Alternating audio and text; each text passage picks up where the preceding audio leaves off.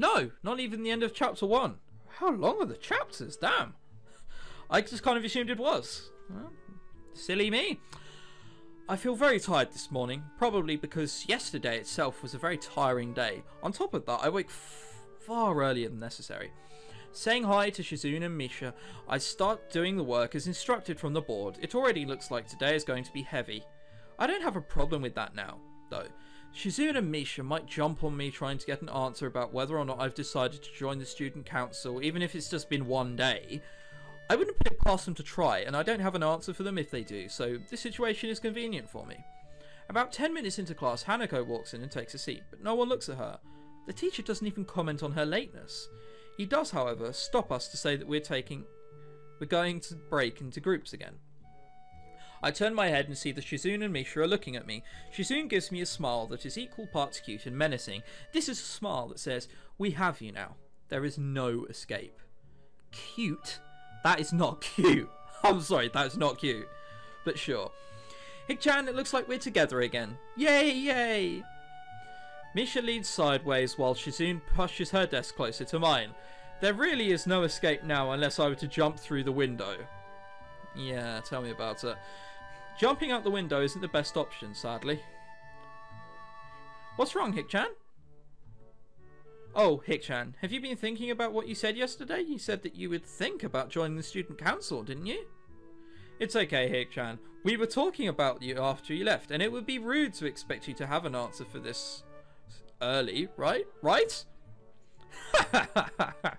I'm so happy you two are able to have a laugh at my expense, and even more pleased to know that you both know how crazy the two of you can be.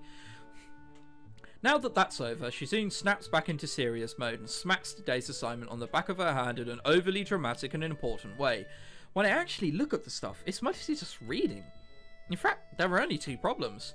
I almost want to say something about how her rush to get started seems a bit much, considering the small amount of work to do. In fact, Shizune probably knows how little there is and simply doesn't care. Yeah, it seems like the workload doesn't matter to her as much as the fact that there is work. The actual amount is unimportant. She approaches everything with the same level of ambition. While I'm reading, I let my eyes wander around the room to catch Hanako trying her hand at solving the problems. It looks like she's working alone. I can't remember seeing her working with other people before. Thinking back to how shy she is, it's understandable. Hey, that girl over there. Huh? Who, Hik-chan? Her, Hanako, over there. Does she always work alone? I think so, Hik-chan. Do you feel sorry for her because she's alone? I was just thinking that maybe she could work with us or something. No, I don't think that would be a good idea, Hik-chan. Why not? Hik-chan wouldn't get along with her. Why? Misha shuffles around the question, letting out a laugh that sounds very strange. It's nervous, but still has that lilting up and down quality present in everything she says. Just because, Hik-chan. By now, Shizune has noticed our conversation. It makes me realise again how Misha has been signing everything she has been saying this whole time. Looking very angry. What, Hik-chan? The friend of the enemy is my enemy. That sounds so harsh. I'm not going to say that. The friend of my enemy is my enemy. Right. Okay. You said it anyway. I know, Hik-chan. It's fine if you overhear. I wonder if this is Misha's way of keeping things fair, since without her I wouldn't be able to understand a thing Shizune is saying, and vice versa. Is that also why she signs all the time? So there is never a conversation Shizune will be left out of? Anyway, we should start on the problems now, Hik-chan. Right. We'll, understand what's going on with her at some point, I'd imagine. We finish with time to spare and decide to ask if there is any alternatives to the cafeteria one day, as frankly the food so far has been subpar. This sends Shizune and Misha arguing amongst themselves about their favourite restaurants. All of them are downtown, so I don't think we have time to go there all the way there. And what about the bill? Are they arguing just for the fun of it? Maybe. They seem so distracted by it that they don't even notice the start of the actual lunch break. I look over my shoulder towards the back of the classroom. She seems to be studying her notes from previous class. It's an odd sight. Everyone in class is busying themselves with the lunch break. Socializing, gossiping, rearranging desks. The ones with actual boxed lunch mix in and chattering like everyone else, only interrupted by short bouts of eating. But when I catch Hanako, it feels that I'm the only one who can see her, almost as if she was invincible, sort of hiding in plain sight. Is she being bullied? Is she isolating herself from the rest of her class on her own accord? It's probably both, isn't it? I see her look over her shoulder towards the classroom rear door. Come to think of it, she hasn't turned a page since I've started watching her. I guess she's waiting for someone. What to do? Read my book, go talk to Hanako. Do I want to go and talk to Hanako after what happened yesterday? You know what we'll do? Save. Create new save state. Just in case something goes wrong. Right then, let's go and talk to Hanako. I still feel bad for making her run away yesterday, so I'd better go say something. Hey there, Hanako? Hey! Isao? Well, at least she remembers my name. Hey, I just wanted to apologise for yesterday. I didn't mean to startle you or anything. I'm just new here and thought I should get to know my classmates. As Hanako looks at me, I notice her scarring once more. It's a little bewildering that you can barely notice it from across the room, but it looks so noticeable from close up. That's okay. It was my fault. Nah, it wasn't anyone's fault. It just kind of happened. So are you waiting for someone? I saw you looking at that door before. Yes, Lily. Oh, you mean Lily the blind girl? Hanako only nods in response, and I can't help but wonder if defining people through their disability is a faux pas of the worst kind, or just normal here. I wouldn't have said it, Hisao. Let's put it that way. I guess that explains why Lily took off after her yesterday. She seems like a nice girl. Are you two friends? Yes. As if hoping for Lily to appear, she checks over her shoulder again. I think I'm making her nervous again. I hope I'm not disturbing you right now. No, that's not it. It's just easier if Lily doesn't come here. Oh, because it's hard to get around the classroom? No, not really. Hanako's gaze drifts off past my shoulder and towards Shizune. Shizune? Hanako nods again. What about her? Don't they get along? Hanako shakes her head. Clearly this is something she doesn't want to talk about. It does make a strange sort of sense, Shizune and Lily not getting along so well. Communication between the two would be all but impossible. It's hard enough talking to Shizune through Misha, even when you can see whose hands are talking. Hanako is so focused on Shizune that I am the first to notice Lily at the door. Oh, she's here now. Hanako spins around to confirm this. Upon seeing Lily, she moves quickly to the door. Lily. Ah, Hanako, good morning. Is the president here? Yes. Hanako glances over her shoulder at Shizune again, as if to confirm she can't hear them, even though that's impossible. Right. I suppose we'd be best off then. Lily's sigh and tone of what seems like frustration makes me raise an eyebrow. I guess there's some sort of enmity between the two. It's intriguing, but that's not really something I'd ask about. I'm sure if they wanted me to know, then they would tell me. It's only my third day here. I should be trying to make friends, not finding out why people are enemies. Still, it's a little funny to find out that this school has little feuds, just like my old high school. Even if people are more tolerant of others, they're still going to get on each other's nerves. I can't help thinking that would be more Shizune's fault than it would Hanako and Lily. But, what do I know? We'll soon find out when I'm completely wrong. Hey Lily, how are things? I'm sorry I made you run off yesterday. Oh my, is that Hisao? I didn't realise you were here. It seems that Lily is a little embarrassed about being so frank in front of me. Sorry Lily, I thought you realised. No, it's alright Hanako. Hisao, please don't worry about yesterday. It was just a misunderstanding.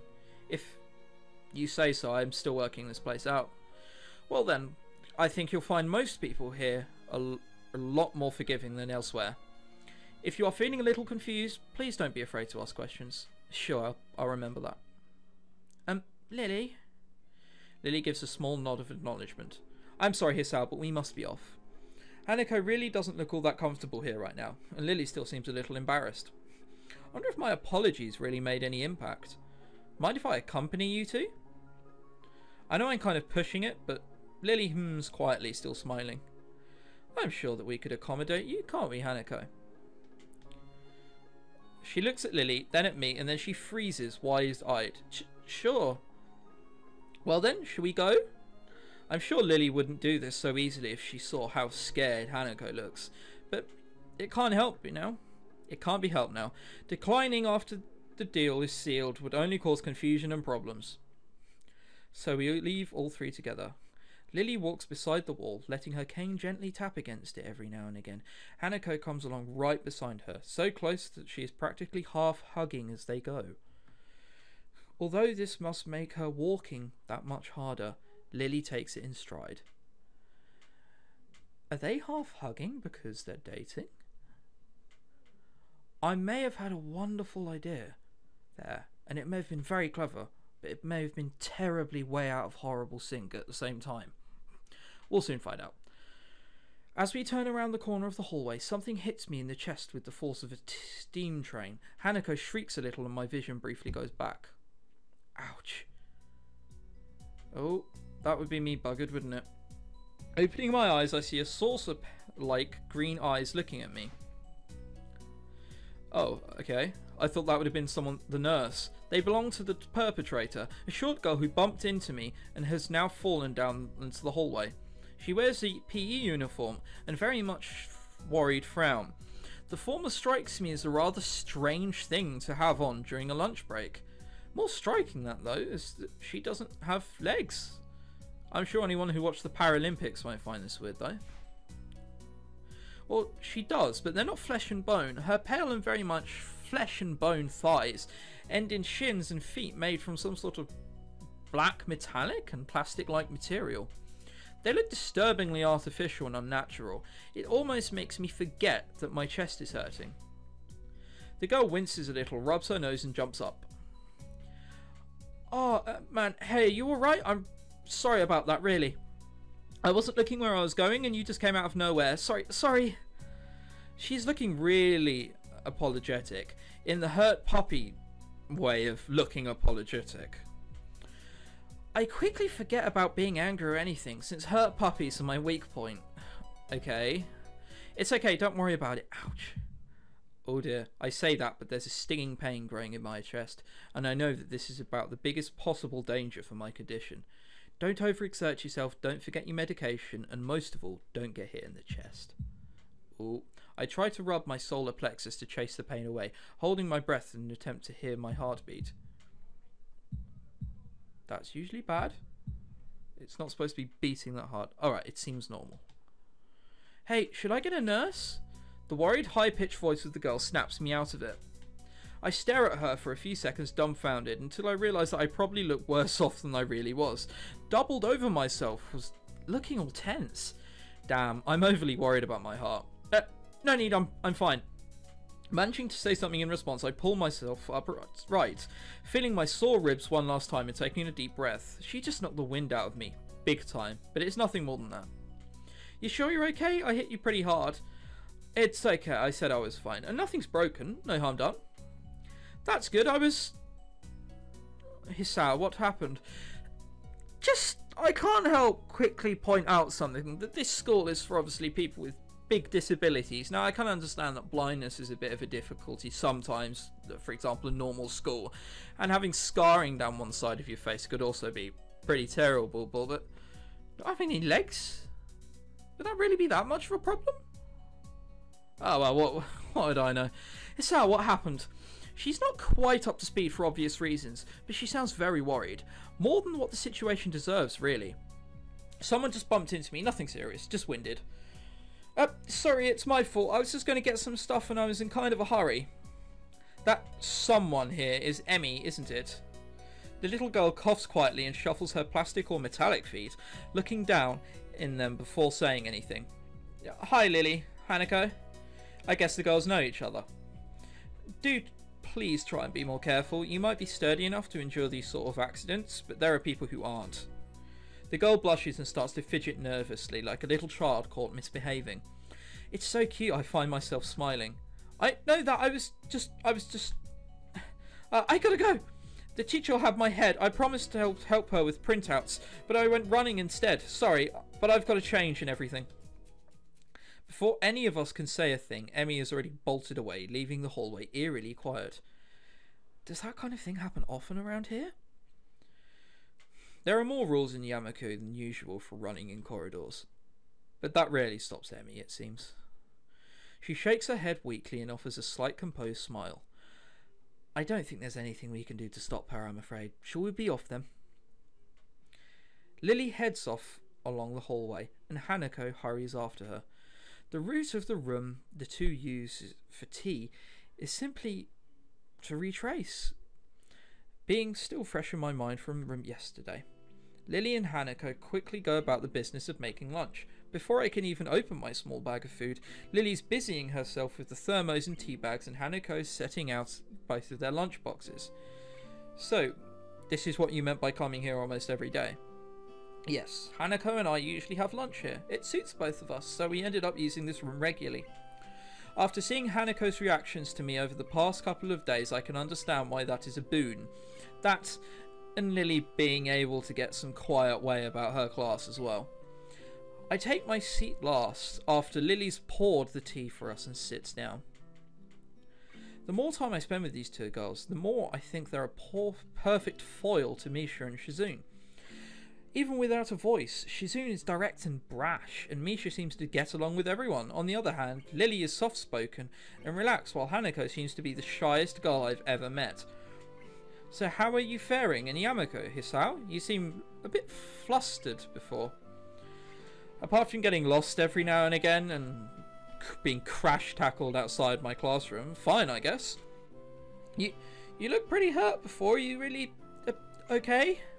For a brief moment, I consider telling Hanako and Lily about my condition, but then I hold it back. I can't tell why, but for some reason I feel uncomfortable talking about it to these relative strangers, even if they have been pretty friendly. Yeah, it's nothing. I was just a little bit startled. Judging from the two girls' expressions, I don't think they're buying it, but in what I assume is they're respecting my privacy, they don't press the matter.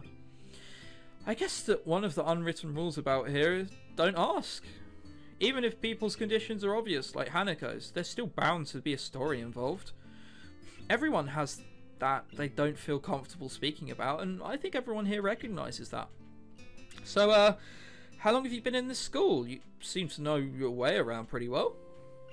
Well, I've been here since the start of high school, but only moved into dormitories a year ago. Hanako joined at the start of high school as well, and moved to the dormitories when she did, if memory serves me right. That's right, since high school. So you've known each other since then? Since I moved, yes. Hanako lives next door to me, so it's only natural, right? Right. Yeah, of course. Living next to someone is probably the reason enough to befriend them, though I'm guessing that Lily's blindness played a part in that as well. I can't imagine Hanako easily making friends with someone who has to deliberately avoid looking at her scars.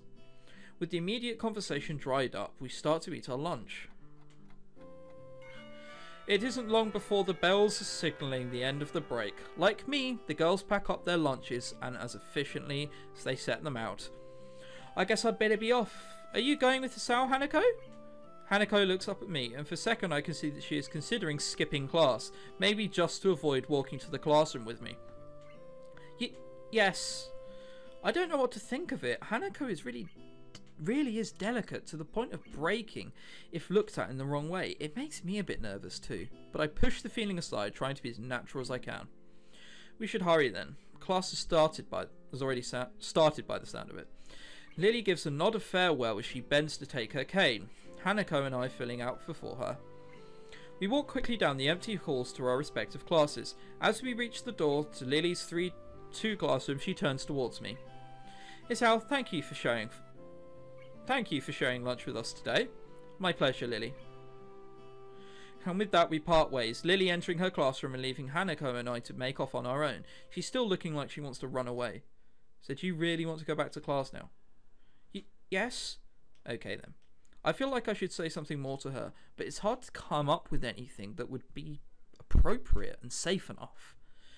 And Lily was right. The more time we spend out here, the more time explaining we have to do. I open the rear door to the class and walk in. A teacher looks up at me and opens his mouth to say something. However, as Hanako follows me and closes the door, he simply nods to us and continues his lecture. This is the third time that Hanako has had her truancy practically ignored. There's definitely something going on here. We make our way to our seats, and I notice Misha and Shizune are missing as well. I wonder if it's some sort of informal agreement with the staff, or if it's a perk afforded to the unique students of this school. Trying to make as little disturbance as I can, I extract the relevant textbooks from my bag and start catching up. Well, let's hope you haven't missed too much.